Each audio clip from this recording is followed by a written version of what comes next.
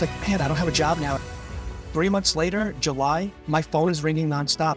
I need help. And they just couldn't fill the roles quick enough. Is there a good time versus a bad time during the year for job seekers? Yeah, I get this all the time. I was downsized from eBay in September 2013. So many hurdles. It's unbelievable. I don't think hiring managers and HR professionals understand the intricacies behind this. It was so hard for me to get my first full-time job. I remember I used to go on interviews. I used to apply. I used to think the internet, the applications were just going to a black hole and no one was even looking at my application. I speak to candidates day in, day out. I speak to hundreds of candidates a week.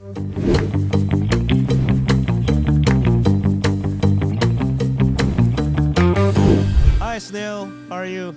Hey, Frank. Good, man. How's it going? Good. Thanks for being on my show. Pleasure's mine. Great. Today, I want to have you to share your journey, your experience, especially in the recruitment industry. For starters, can you briefly introduce yourself? Who are you? What do you do? Right. So my name is Sunil Sood. I run Sood Recruiting, and as the name suggests, it is a recruitment shop with specialties in placing folks within data analytics and technology space. And I've been doing this for about 10 years. Prior to recruitment, I was a trained data scientist working for almost 11 years at companies like Citi and eBay, where I run customer modeling and analytics. Where do you based in the US? Our offices are headquartered in New York City. However, we work nationwide. Matter of fact, I work in Canada as well, Mexico, some European countries as well, but the majority of our business is in the US, coast to coast, Midwest. We cover it all. So you mentioned that you actually started in the data science field. Could you tell us what's your very first job and how did you get into this field? Yeah, so my very first job was back in 2003 with Citi on their credit cards portfolio, working as a database marketing analyst. Database marketing, for those of you who are not aware, but basically we were the individuals that were responsible for sending out junk mail, the credit card offers, but there was a lot of science, math, analytics that went into that. And that was my first job in kind of segmenting and fulfilling those mail pieces. At the time, direct mail was king. From there, I moved to risk management. That was more on the risk reward side on consumer credit. I did that for about 5 to 6 years. I got a really great opportunity to work at a smaller company that was close to my home in Long Island. And that company ended up being acquired by eBay. So I ended up working with that small shop that got acquired by eBay for about 6 years. Over there, I ran a lot of analytics, advanced analytics modeling, segmentation for them. So net in my analytics career was about 11 years spanning both Citi and eBay. And I was downsized from eBay in September 2013. At that moment, I had my second daughter. I had my second child, my daughter. I was like, man, I don't have a job now, and have a little. I have 2 kids to look after. Recruiters were pitching me new jobs as I was recently downsized, and one of the recruiters, is pitching me a job, and I say to her, I kind of like what you do, and she thought I was facetious, and I was just joking, and I was like, no, really. We ended up, meeting, and I ended up working at that for a number of years. And knock on wood, I think my value proposition was that I knew I understood analytics to a T. I could have intelligent conversations with hiring managers and HR. And I can then take those conversations and find the right talent and connect with candidates and really have engaging conversations with them as well and facilitate the two. Knock on wood, with Lord's graces, it did well. And about a couple of years ago, I decided to open up my own firm, and we've been doing quite well at it. So that's my journey into recruitment. From working in the agency to striking on your own, I don't think that's a small decision. So what prompted you to make that leap of faith? Yeah, a couple of things, right? Number one, as a former trained analyst, data scientist, my passion was always in data and analytics. Okay, I just love data. And then I'm a people person. I love speaking, networking. And then on top of that, my family is very entrepreneurial. So it was just a trifecta of me loving data, being a people person, connecting with people, networking, and just having that familial entrepreneurial spirit. It was just those three intersected at that moment. And I said to myself, this is the time for us to do our own thing. And here we are.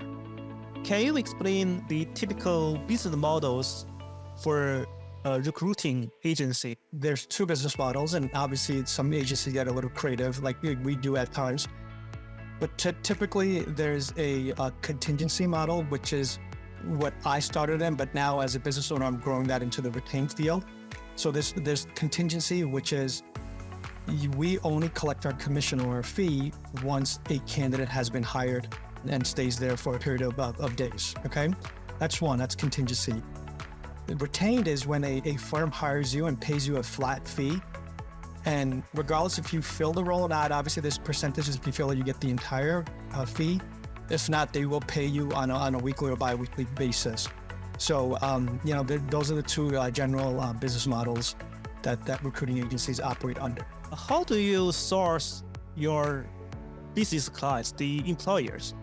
Yeah, so in recruiting, the biggest thing for us in recruiting is getting clients, okay? Because those are the ones that pay our bills. Obviously, once you get a client, then the hard part is to fill that role and then find appropriate talent, right? But for me, how do we get our clients is really through network. For me, I've been in the analytics, data science, recruitment space for 20 years now, a little over 20 years. And that it's just the gift that keeps on giving. The network just feeds me. You do quality work for a client, chances are that they're going to retain you and bring you on again. Hiring managers, nowadays, the days of people staying at a company for 15, 20 years are pretty much non-existent.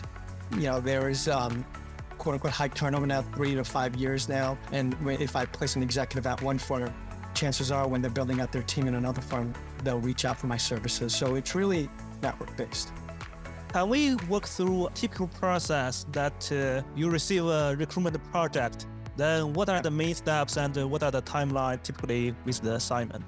Yeah, so for us, the way we operate is, since it's very network driven, I love to get in touch with HR and the hiring manager. Love to have myself or someone on my team with HR and the hiring manager and really speak through the rec.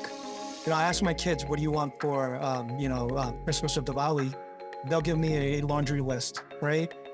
And that's how job descriptions are as well. So when you start speaking to hiring managers, you really start to peel the onion and understand what are the nice to haves, what are the must haves. And then I'll ask, me being in the industry for a number of years and as a data scientist, I'll get into the weeds and ask a lot of questions. And then from there, that helps me understand what they want, and then it's on me to find that talent. In terms of, how do we get our candidates? We use all the digital platforms out there. LinkedIn have a big following. I definitely leverage that. And then, I have a network. I can make some phone calls, right? And that always helps. In terms of close, so from day one to close, typically 45 to 60 days on senior level roles, your analyst, senior analyst level roles. It could be as early as 2 weeks to about 30 days. What's the biggest challenge usually among this 60 days process? There's many challenges, right? But, nothing's too great to conquer.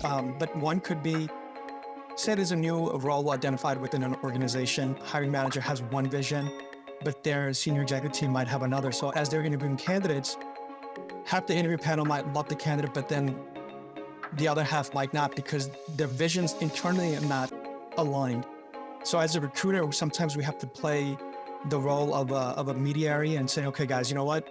I know middle management wants this, usually the doer, but senior executives want more of a strategic visionary. But the role doesn't really necessarily call for that. So we have to find that happy medium, right? And how do we get there? It's through trial and error, right? As an agency, I always tell my recruiters, let's send, hiring managers a variety of candidates, right? So that we might think that they want this candidate, but all along they wanted another candidate. And it happens all the time where sending different flavors of candidates are going to resonate with certain people within the organization, and eventually they will all align. and hire that candidate or make an offer, right? So that's one challenge is internal alignment. Second is candidates, right? In an active market that we just went through about a year, 2 years ago, right? The COVID, the great resignation as they coined it, you couldn't find candidates, right? So candidates are getting multiple offers, right? So employers wanted to pull the trigger and hire, but candidates now have multiple job offers. So that's a challenge now, right?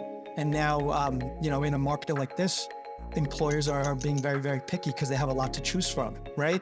So then that adds time as well. So that's an obstacle at times as well. Interesting. So different times they present different challenges. Yeah. What's the current market right now in the US? 2019, 2018, they were booming. The moment COVID hits March 2020, lockdown measures are in place. Companies are thinking that this is going to be doomsday and the world is going to be on fire. People laid off, many airlines, hospitalities, a lot of companies were laid off, right? Then 3 months later, July, my phone is ringing nonstop. I need help. And they just couldn't fill the roles quick enough, right? Q4 22 and 23, we saw something that we have not seen in the market, where big tech since 2000 has just been growing. Finally, the FANGs, right? And other tech companies were downsizing. I saw this happen in Q4 2022, okay? And that trend continues to this date. For many companies that are laying off, then there's startups that are coming out and hiring. Is the market where it was a year ago? Absolutely not. But are companies hiring? Yes, right? So to me, what I'm seeing right now is there's a lot more people getting downsized. I feel like it's petered off a bit now. And why do I know this? Obviously, there's numbers out there. I speak to candidates day in, day out. I speak to hundreds of candidates a week. The first question I ask is, hey, why are you looking for a new opportunity? A lot was, hey, I was just downsized. I'm not hearing that as much, all right?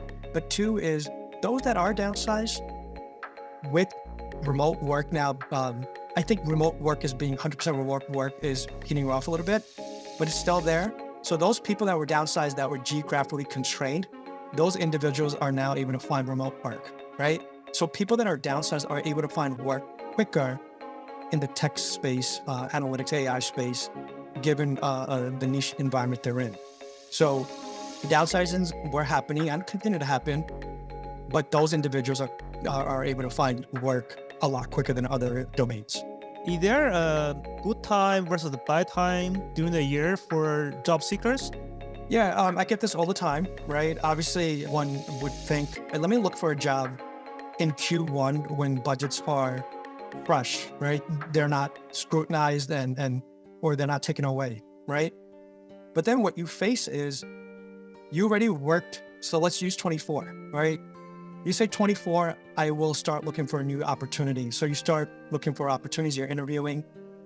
But then what happens is when you have a job offer in mid-February, you realize, wait a minute, I just worked my butt off in 23 and that bonus is due to me. So then that adds another layer of complexity. Senior the roles, companies will, kind of buy out your bonus, right? Your new employer will do that. But mid-level to junior level roles, analyst level, senior analyst, they're not going to do that, right? But if you're not worried about those variable compensation being paid out, I truly feel it's fine to look for work anytime. Are there any ideal candidates for you? I think in recruiting, one thing that I've noticed is it's a people business, right? And sometimes, and I know this as a former candidate myself, there were certain things I didn't want to share, certain things with the recruiters or the hiring manager. Maybe not the hiring managers. I don't want to show all my cards. I get that. But with the recruiter, I wouldn't want to share all details, thinking that it was beneficial for me. But I realized over time that the more transparent candidates are with their recruiter, the better the outcome will be for them. To me, if I have a candidate who's super transparent and really tells me what they want and in terms of a role and salary, I'm able to then really work my magic. Any advice for international talents? It's a close and a dear topic to me. My parents are from India, and I was born here, but I have a lot of close ties to India. And A lot of folks that are in the technology AI space tend to be from India or China. In the US, they come on an F1 visa, okay? And then they have to start, they get their OPT upon graduation, usually it's a STEM, and then they have to win the lottery on the H-1B, right? So many hurdles. It's unbelievable. I don't think hiring managers and HR professionals understand the intricacies behind this. So my advice is obviously do well in schooling in your country of birth, right? And wherever you're studying. Do well enough so that you get into a top-notch school in the US or Canada, okay? Once you get enrolled, it's not about just grades. It's about building that network.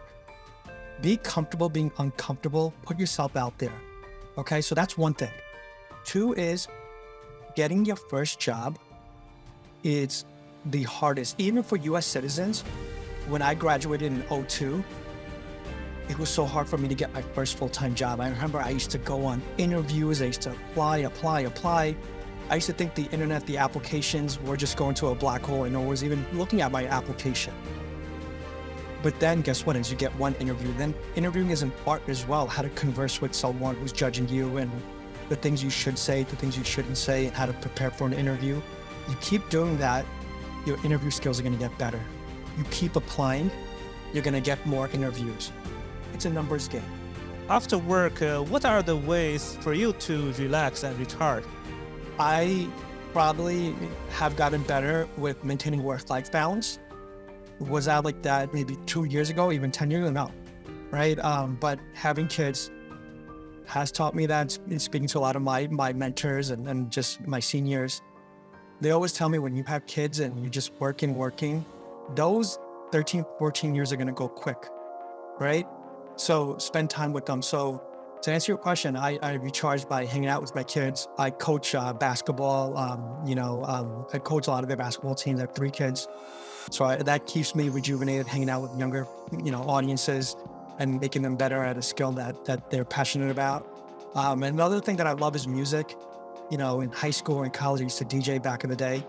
Sometimes on a stressful day, just go to my studio and then just make some beats or DJ a little bit. And then believe it or not, it just puts me in a better state of mind and I'm ready to rock and roll, man. Definitely. We all need some music for this crazy world. Sure do. Besides LinkedIn, are you on any other social platforms? For 2024, that is my biggest item I want to really grow is our brand. And, for me, I'm not a big social media guy, right? I like to be more of a private individual. But I do understand that the newer talent pool, that's how they communicate. So if I don't get involved in that space, and I'm really doing a disservice for our brand and for candidates that do have such great questions and I can help them with, right, on their career journey. So I will be launching, Instagram and TikTok and all that. I can't believe I'm saying TikTok, but it's a platform that's there and I need to be on it. And we have a lot of plans around that. Good to hear. I'm also exploring different social media platforms. You have to go to where they are, right? Absolutely. And maybe I'll have some dance videos. I'll give in advice. But you gotta make it fun, right? That speaks to my personality as well.